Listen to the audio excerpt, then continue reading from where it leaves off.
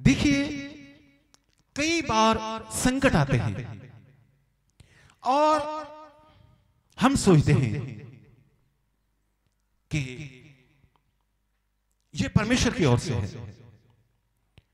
कई बार हम सोचते हैं कि ये शैतान की ओर से है। संकट आते कैसे हैं? या तो परमेश्वर की ओर से दंड, या फिर शैतान की ओर से। आज हम लोग परमेश्वर के वचन में से पढ़ेंगे कि चाहे परमेश्वर की ओर से भी संकट है, चाहे दुश्मन की ओर से, यानी कि शैतान की ओर से, दुश्मन की ओर से, क्योंकि दुश्मन हमारे रास्ते में रुकावटें डालता है। दुश्मन हमारे रास्ते में परेशानियां खड़ी करता है। दुश्मन बीमारियों को लेकर आता है, लड़ाई झगड़े को लेकर आता है। शैतान जो हमारा दुश्मन है, हर तरह की गड़बड़ करता है। लेकिन कई बार परमेश्वर की ओर से भी दंड होता है। ये मैं वो दंड की बात नहीं कर रहा जो पितरों के अधर्म के कारण दंड होता है। पितरों के अधर्म के कारण भी दंड होता है। पवित्र बाइबल में लिखा है पितरों के अधर्म के कारण, पितरों के अधर्म के कारण, पितरों के अधर्म के कारण परमेश्वर कहते हैं मैं पीढ़ी दर पीढ़ी उसका मैं बदला लूंगा, तेरे पुत्र से, तेरे पोते से, तेरे परपोते से। तो ये जो होता है दंड, जब हम परमेश्वर मसीह को अपना उद्धारकर्ता ग्रहण करते हैं, जब हम अपने पापों की क्षमा मांगते हैं, जब हम बपतिस्मा लेते हैं और जब हम अंगीकार करते हैं कि अब श्राप जो है वो हमारा टूट गया, तो उस समय वो श्राप टूट जाता है। वो श्राप टूट जाता है, यानी कि जो पीढ़ी दर पीढ़ी चला आ रहा श्राप है वो टूट जाता है, खत्म हो जाता है। उस व्यक्ति को पर नहीं रहता जिसने परमेश्वर मसीह को अपना उद्धारकर्ता ग्रहण कर लिया, अंगीकार कर लिया। तो वो जो पीढ़ी दर पीढ़ी चला आ रहा श्राप वो खत्म हो गया। उसके बेटे को, उसके बेटे को, उसके बेटे को वो नहीं रहता। लेकिन मैं इसकी नहीं बात कर रहा दंड की। कई बार हम लोग अपने रोजाना के जीवन में कई बातें ऐसी होती हैं जो परमेश्वर को पसंद नहीं होती, तो कई बार परमेश्वर डांटते हैं, कई बार परमेश्वर सजा देते हैं, तो वो एक दंड होता है। लेकिन उस दंड से भी बाहर निकलने का तरीका है। हालेलुया। और दूसरी तरफ शैतान हर वक्त, लिखा हुआ है पहला पत्र 5:8 में, तुम्हारा विरोधी शैतान कभी कभी ढूंढता है आपको कि फाड़ूं। कब? कभी कभी, महीने में एक बार, साल में एक बार,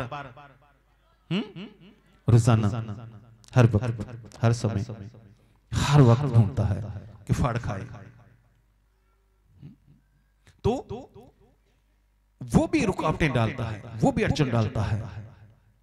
तो अगर दुश्मन हानि करना चाह रहा है तो भी, दुश्मन की ओर से संकट है तो भी हम जो हैं निकल सकते हैं। तो आए पहले हम लोग देखते हैं योना 3 अध्याय, उसका 4 वचन पढ़िएगा। योना 3 अध्याय और उसका 4 वचन।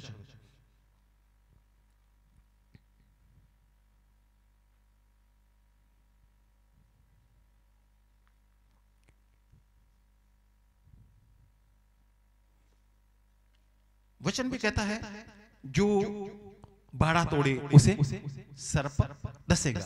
सर्प जाने के शैतान का कहा गया है। तो जब हम बाड़े को तोड़ते हैं तो शैतान भी डंक मारता है, कोई ना कोई अड़चन, रुकावटें खड़ी कर देता है। और दुनिया के आगे तो वो हर तरह की रुकावट डालता ही डालता है। आप जानते हैं मूसा इजरायलियों को लेकर जब जा रहा था और रास्ते में कनान की ओर जा रहा था। रास्ते में क्या हुआ, जब पीतल का सांप बनाया था, मैं गया हूं उस जगह पे, रास्ते में क्या होने लगा, सांप उन्हें डसने लगे, सांप डसने लगे और लोग मरने लगे, इतने जहरीले सांप थे।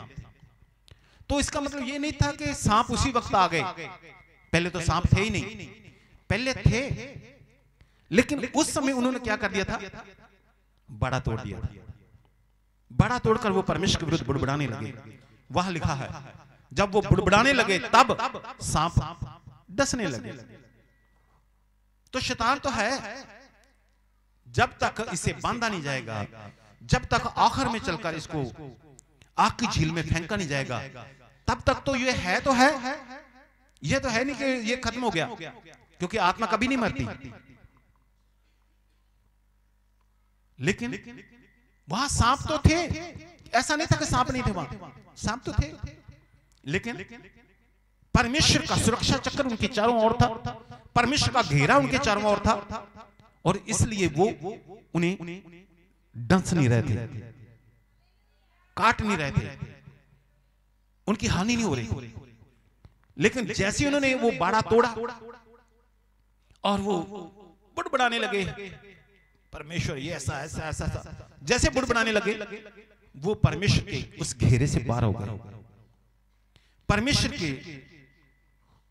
उस अनुग्रह से बाहर हो गए। तब वही तो थे सांप, उन्होंने डसना शुरू किया, इतना जहरीला डसना शुरू किया कि उसी समय वो मरने लगे।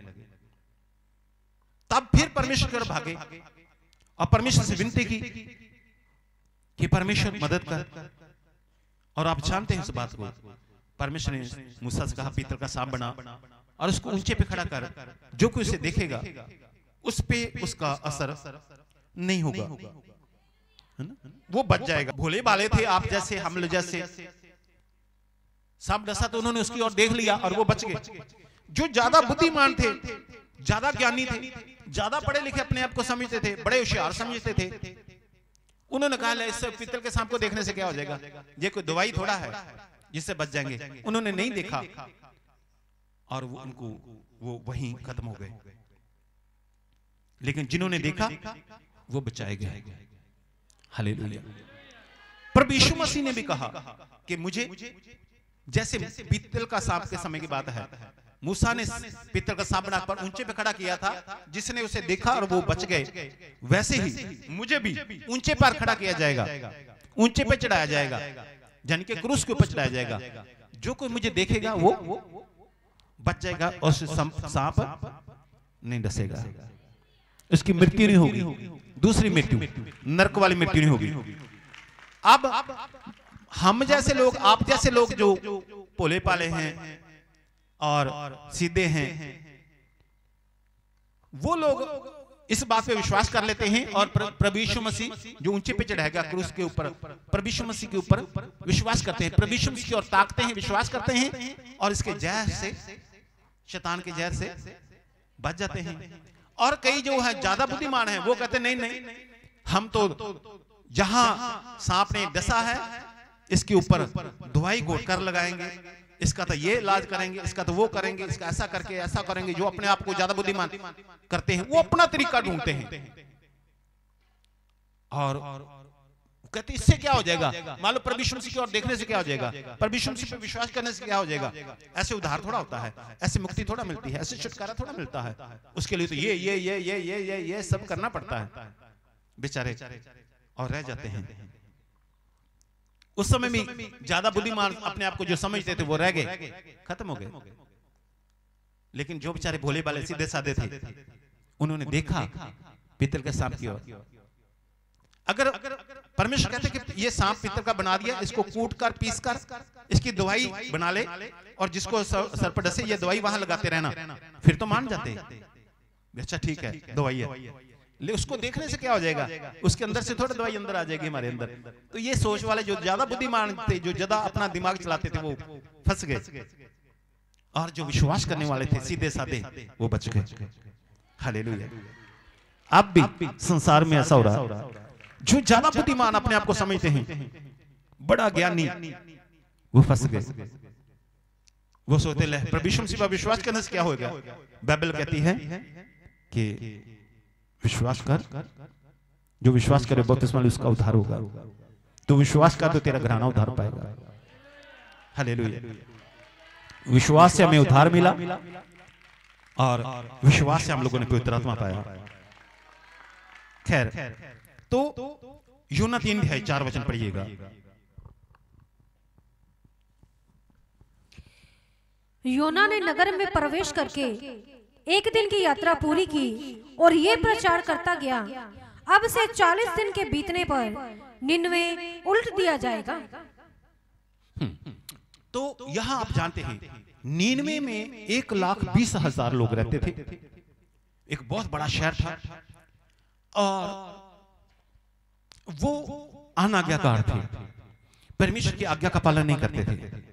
तो परमेश्वर ने योना से कहा ऐसा है कि तू वहां प्रचार कर कि 40 दिन पर बीतने पर मैं क्या करूंगा, इसको उल्टे दूंगा।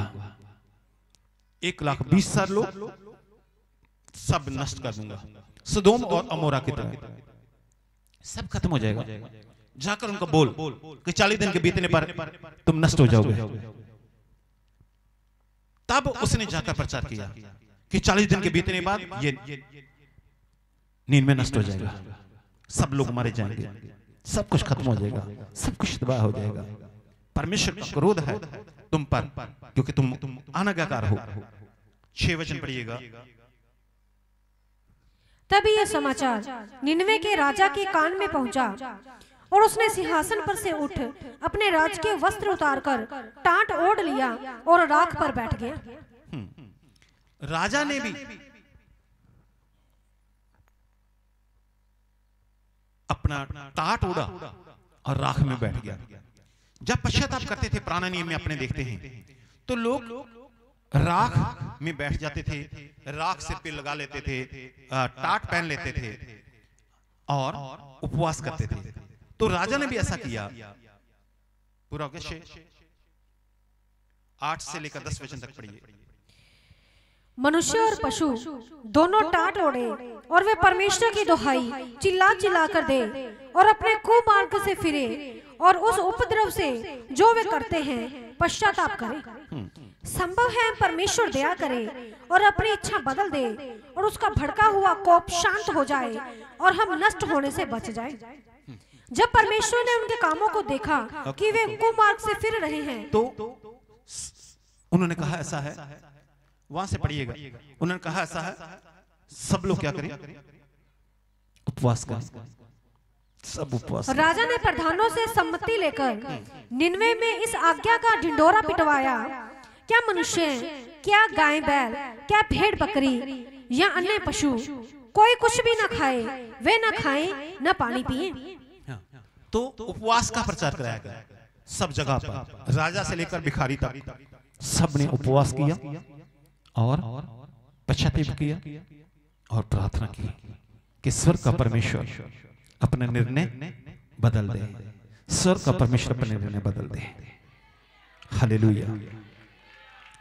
आज मैं आपको यही बताना चाह रहा हूं, जब परमेश्वर ने देखा उनको कि इन्होंने पश्चाताप किया है और परमेश्वर ने अपना निर्णय बदल दिया, परमेश्वर ने अपना निर्णय बदल दिया। उपवास और प्रार्थना से परमेश्वर का निर्णय बदला गया। हालेलुया।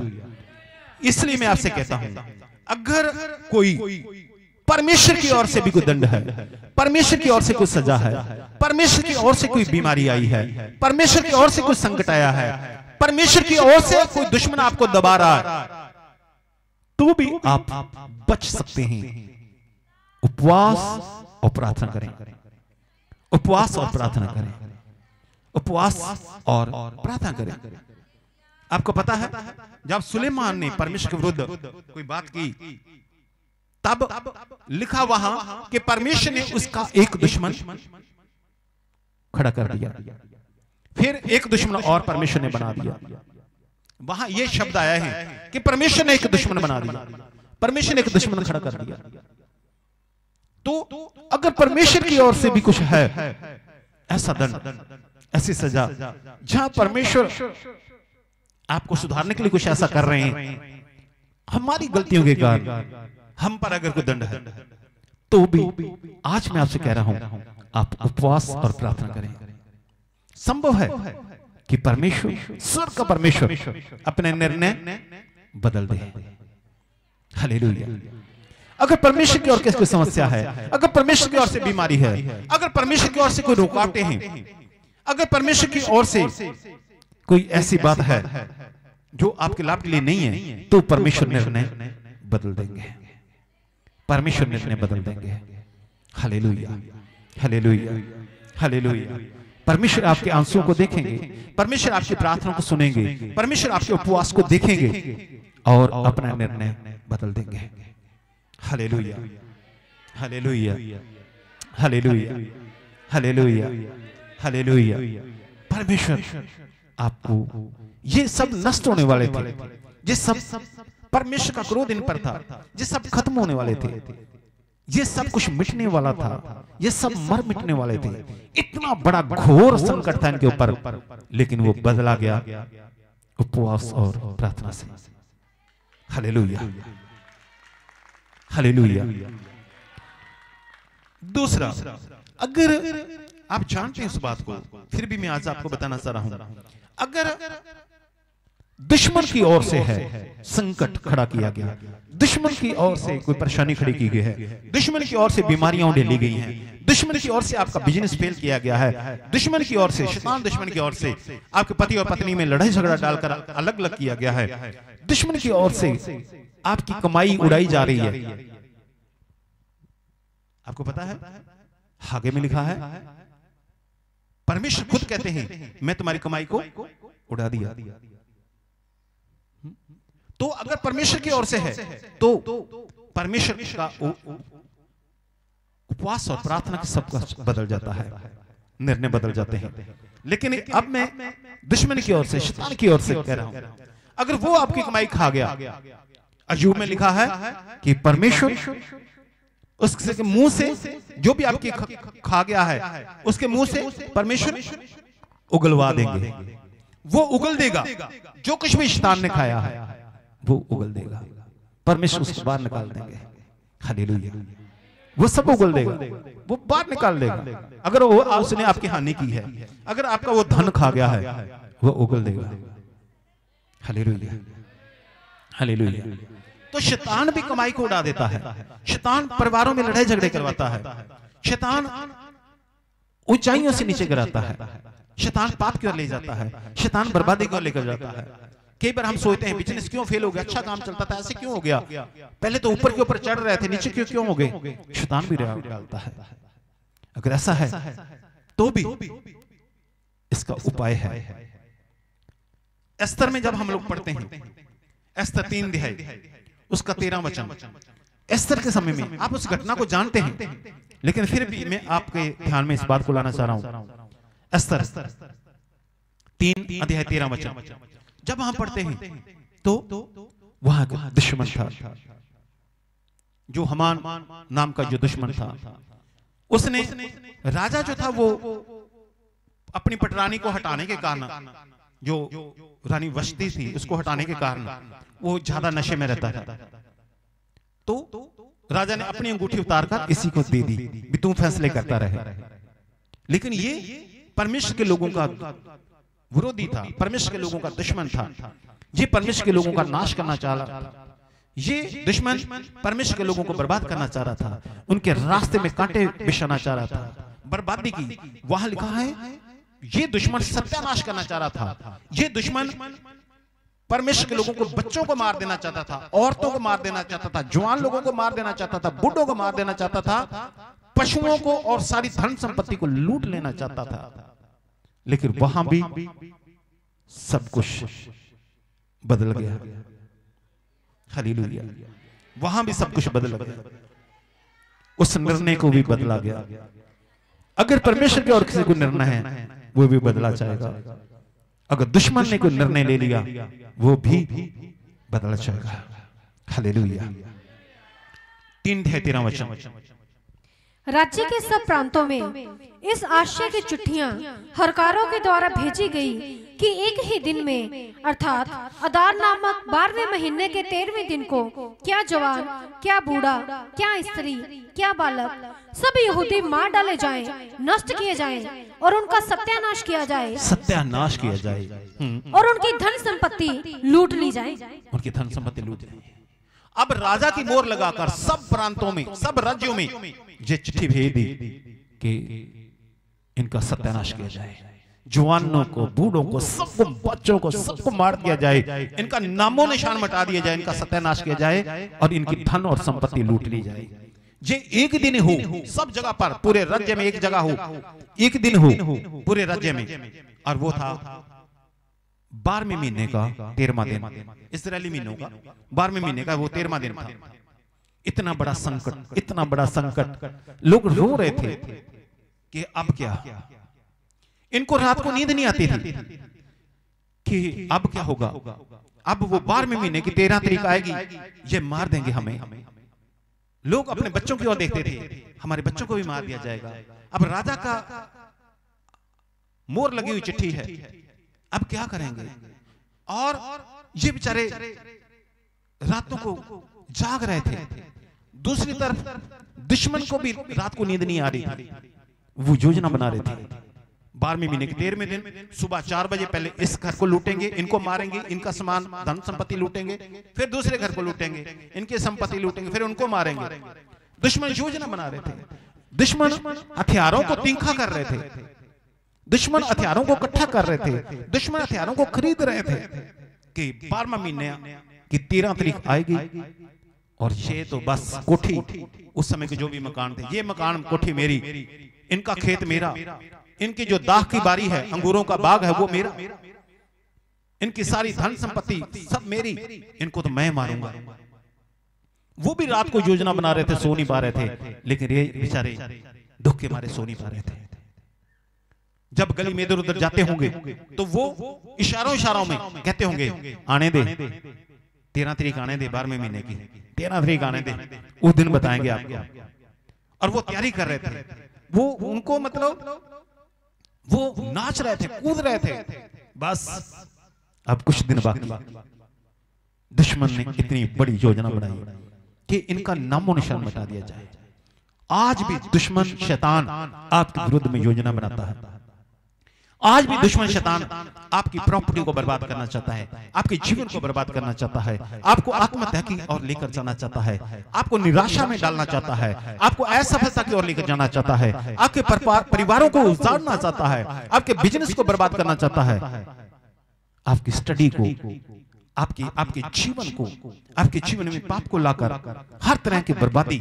हालांकि यहां शब्द लिखा है सत्यानाश करना चाहता है, सब कुछ बर्बाद, लूटना चाहता है, बर्बाद करना चाहता है, नामो निशान मिटा देना चाहता है आज भी। लेकिन वहां कैसे बचे आप जानते हैं। 4 अध्याय 1 वचन पढ़िएगा, 4 अध्याय और 1 वचन, इस तरह 4 अध्याय और 1 वचन। जब मोर्देकै ने जान लिया कि क्या क्या किया गया है, तब मोर्देकै वस्त्र फाड़ टाट पहन राख डालकर नगर के मध्य जाकर ऊंचे और दुख भरे शब्द से चिल्लाने लगा। तो 3 वचन भी पढ़िएगा। एक एक प्रांत में जहां जहां राजा की आज्ञा और नियम पहुंचा, वहां वहां यहूदी बड़ा विलाप करने और उपवास करने और रोने पीटने लगे, वरन बहुतेरे टाट पहने और राख डाले हुए पड़े रहे। हालेलुया। जहां जहां ये चिट्ठियां पहुंच रही हैं, आज्ञा पहुंच रही राजा की कि 12वें महीने के 13 तारीख को ये 13वें दिन को ये करना है, वहां सब उपवास करने लगे, प्रार्थना करने लगे, उपवास करने लगे, प्रार्थना करने लगे, उपवास करने लगे, प्रार्थना करने लगे, उपवास करने लगे, प्रार्थना करने लगे। परमेश्वर ने योजना को, दुश्मन की योजना को पलट कर रख दिया, बदल कर रख दिया, उस हानि को लाभ में बदल डाला। दुश्मन जो हानि करना चाहता था उसको लाभ में बदल डाला। आपके विरुद्ध में भी जो दुश्मन हानि करना चाहता है उसको परमेश्वर लाभ में बदल देंगे, सब कुछ बदल कर रख देंगे। जब उपवास और प्रार्थना में आप हमारे साथ जुड़ेंगे। Hallelujah, hallelujah. तो क्या हुआ था, ये लंबी घटना है, लेकिन सब कुछ बदल गया। राजा ने आज्ञा दे दी कि जो दुश्मन है, जो तुम्हें मारना चाहते थे, उनको घात किया जाए, उनको नाश किया जाए, उन्हें नष्ट किया जाए। उल्टा हो गया सब कुछ। और चिट्ठियां दोबारा पहुंची कि जिस दिन उनको मारना था, इनको जो है उसी दिन इनको खत्म किया जाए। तब परमेश्वर के लोगों ने उन दुश्मनों को, जो तलवारें तीखी कर रहे थे, हथियार खरीद रहे थे, जो उन्हें योजना बना रहे थे, भी इनको कोई बात नहीं, आने दो 13 तारीख, ऐसा कर रहे थे, उन सबको एक ही दिन में मारा। पूरे राज्य में एक ही दिन में मारा दुश्मन को।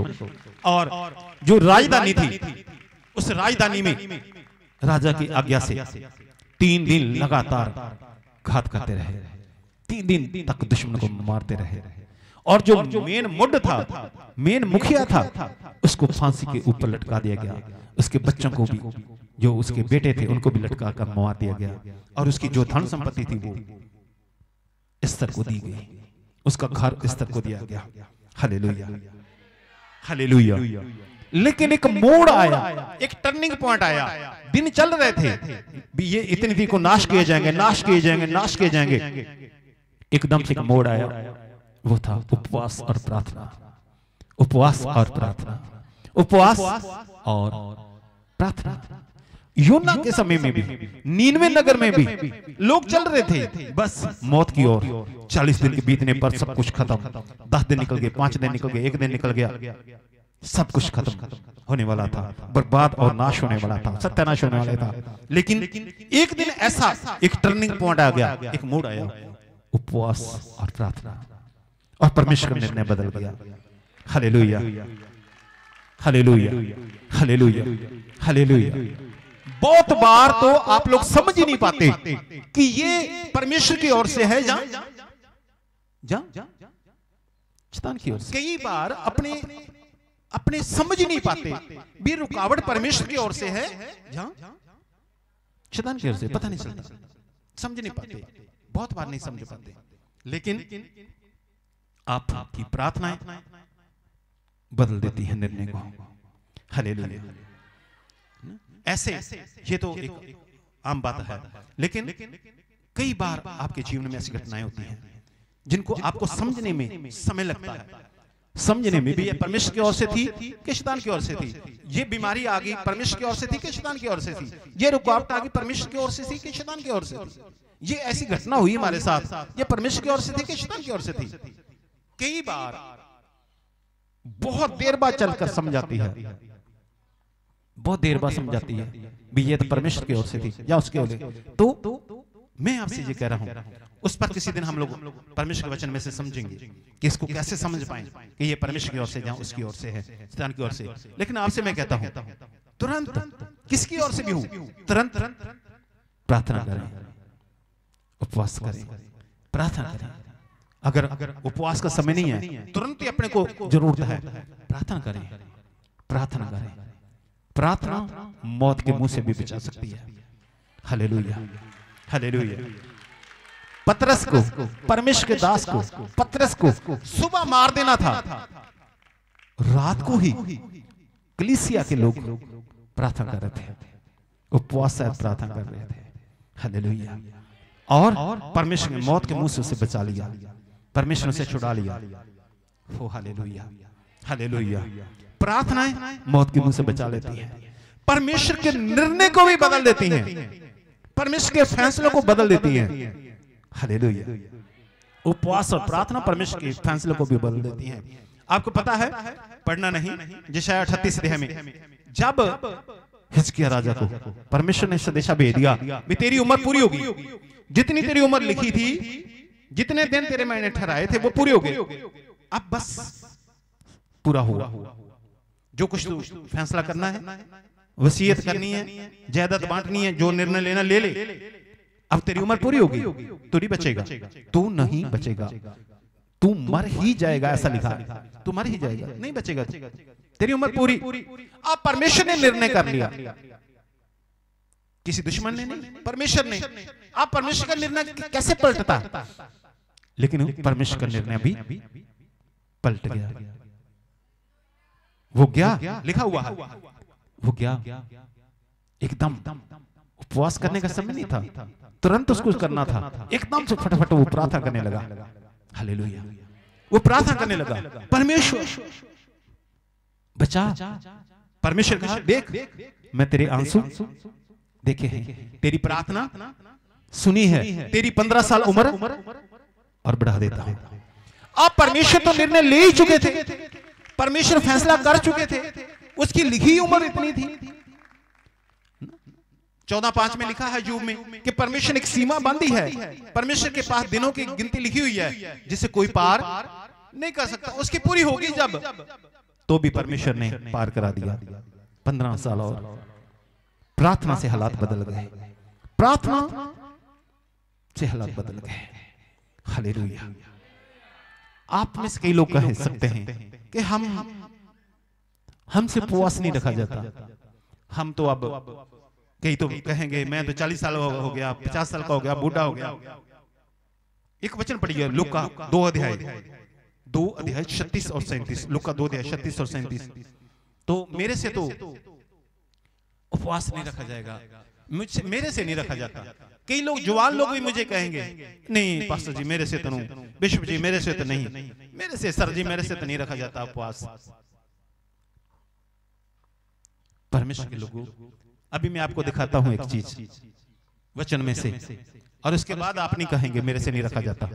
पढ़िएगा लूका 2:36।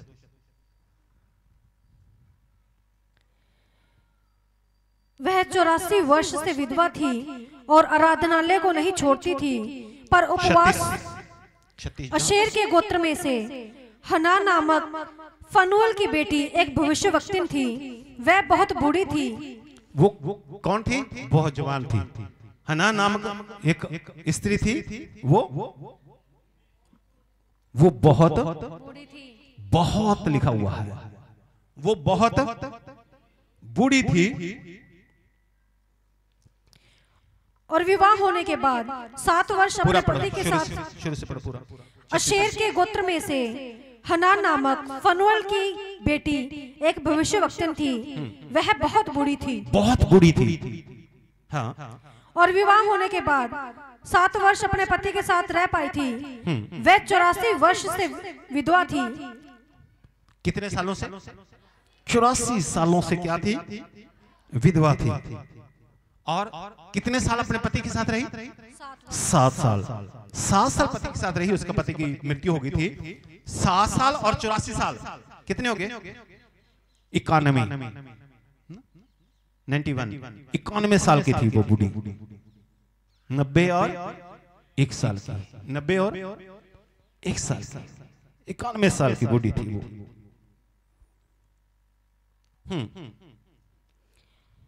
और आराधनालय को नहीं छोड़ती थी, पर उपवास और प्रार्थना कर करके रात दिन उपासना किया करती थी। हालेलुया। क्या करके? प्रार्थना और उपवास कर करके, प्रार्थना और उपवास कर करके 91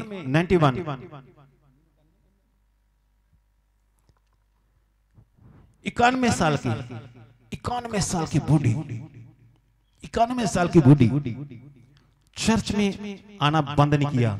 चर्च में आती थी, चर्च में आती थी। 91 साल की वहीं आकर रहती थी। प्रार्थना और उपवास कर करके परमेश्वर की उपासना किया करते थे। रात दिन उपासना करते थे। महीने में 1 दिन नहीं, रात दिन परमेश्वर की उपासना करते थे। हालेलुया। और मुझे लगता है यहां जितने भी हम हैं, सभी की उम्र उससे कम है। उस बूढ़ी बेचारी औरत से उम्र कम है। उसका पति 84 साल पहले मर चुका। उसने दुनिया में दोबारा दुनिया का मुंह नहीं देखा, दोबारा वो इधर उधर शादी के लिए नहीं भागी। उसने अपना जीवन पवित्र रखा, इसलिए वो भविष्यवाणी भी कर रही है आगे चलकर। पर विश्व मसीह के बारे में उसने भविष्यवाणी की, तो उसने अपना जीवन शुद्ध रखा, उसने अपना जीवन पवित्र रखा।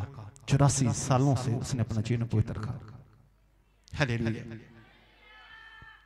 91 साल की बूढ़ी उपवास करती है, प्रार्थना करती है, उपवास करती है, प्रार्थना करती है। अगर उसमें ताकत है, अगर उसके शरीर में बल है, तो हमारे भी हो सकता है। हालेलुया। तो आप भी उपवास और प्रार्थना कर सकते हैं। आप ऐसी प्रार्थना करो जो प्रभु के पास पहुंचे। परमेश्वर ने कहा, जब हिजकिय्याह बिलख कर रोने लगा, परमेश्वर कहा तेरी प्रार्थना सुनी गई है। Hallelujah, hallelujah, hallelujah.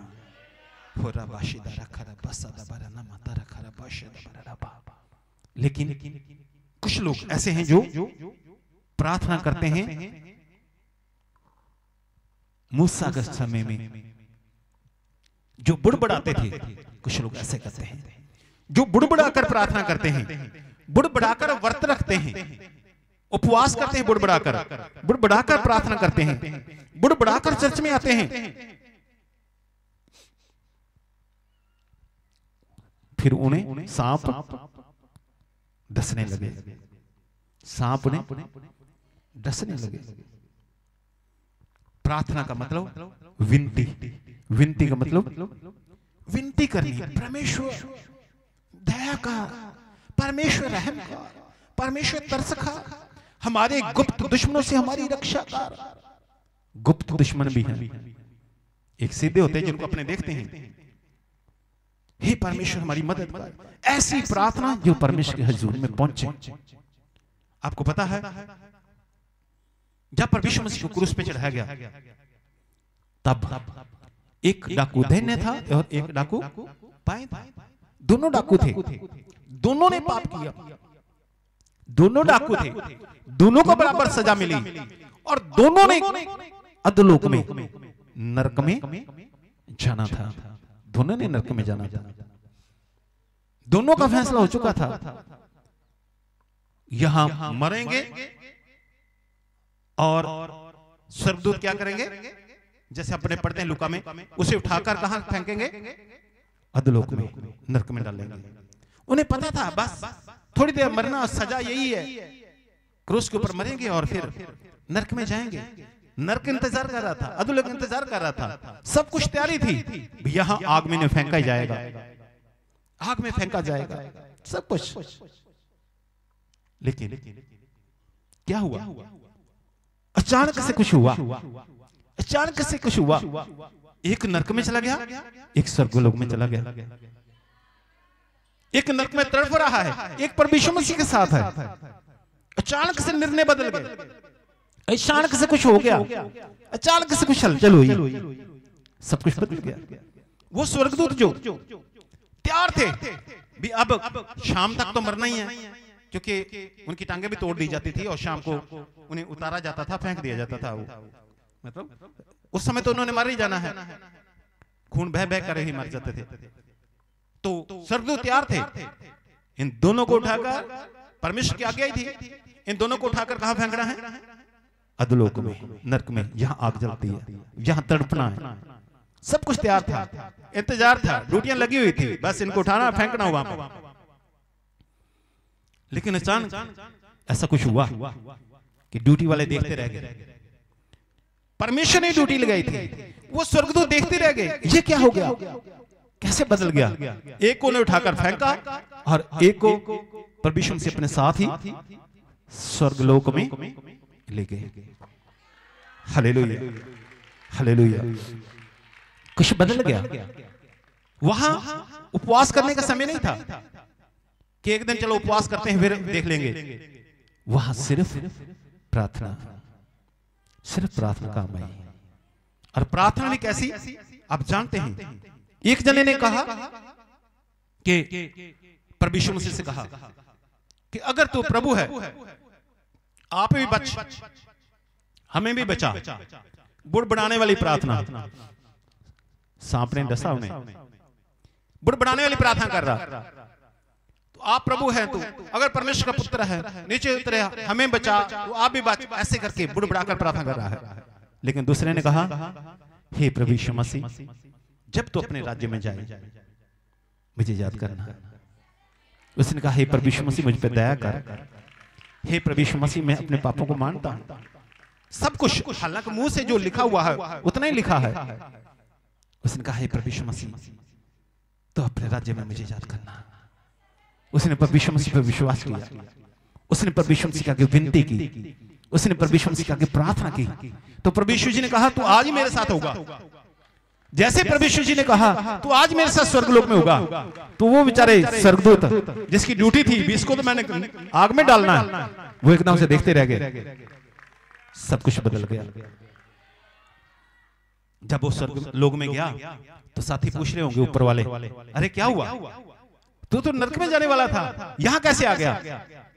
उसने कहा, मैं सिर्फ प्रार्थना की, मैंने सिर्फ विनती की कि प्रभु यीशु मसीह मुझ पे दया कर, प्रभु यीशु मसीह मुझ पे दया कर। मुझ पे दया हो गई। और जो नरक में था गया, वह तड़फ रहा है, और भी आत्मा तड़फ रही हैं, और जो दूसरी आत्मा तड़फ रही हैं वो उसे कह रही हैं, अरे दूसरा कहां है? दोनों ने आना था, दूसरा कहां है?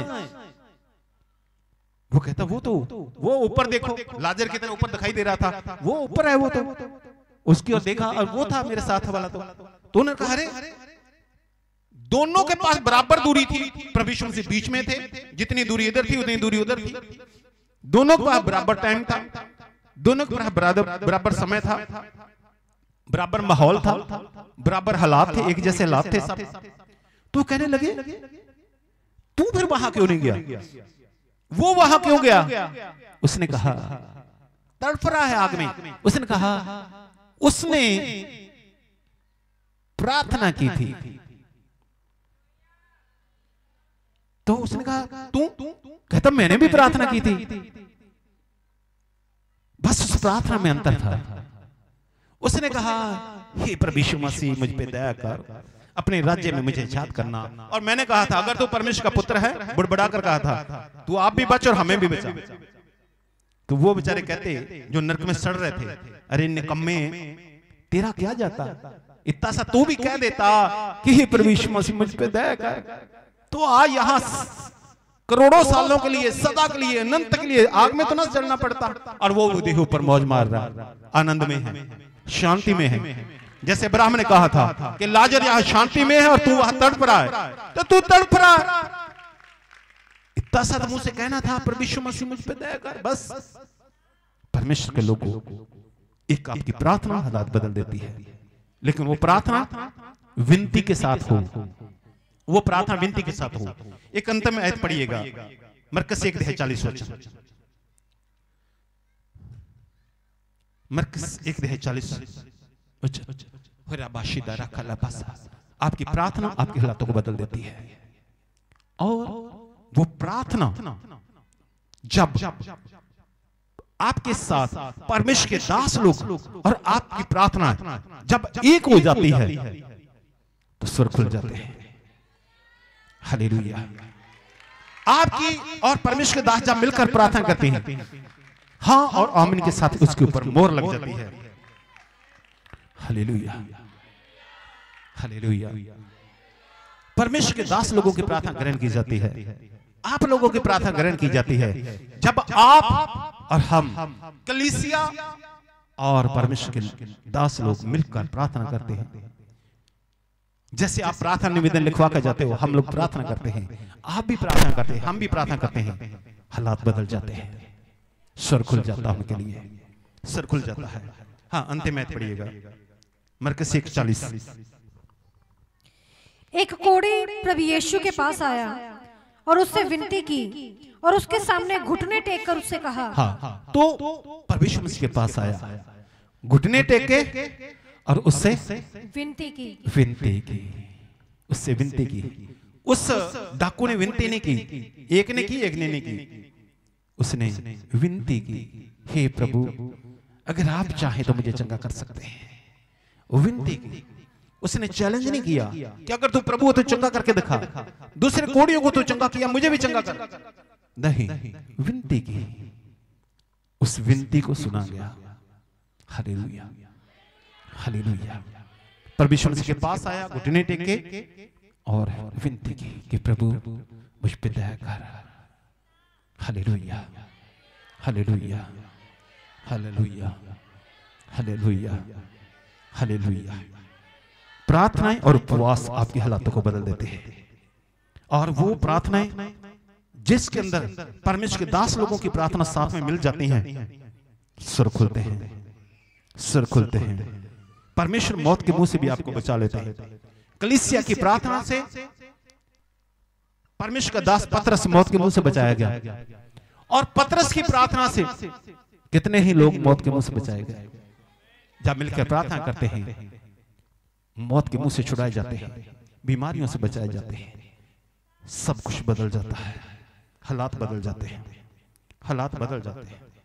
और वही हालात आज आपके लिए बदलने वाले। हालेलुया।